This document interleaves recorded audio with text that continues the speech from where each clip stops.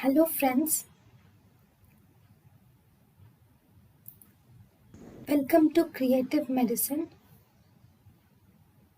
In this lecture, we will learn about Now, in the corneal opacities, the second corneal opacity is actually a macular opacity, right? In the macular opacity, it is actually a semi-dense opacity, and this macular opacity occurs due to the scarring, and it is seen in about one-third of the corneal stroma.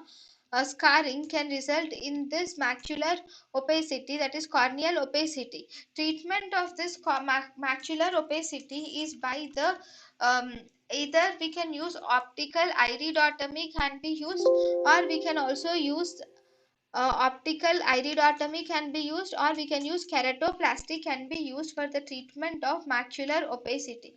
So in the macular opacity, actually we have scarring is seen in about one-third of the corneal stroma. So this is one-third of the corneal stroma which is associated with the scarring with only one-third of the corneal stroma. So it is semi-dense and treated by optical iridotomy and keratoplasty. thank you and thank you for watching.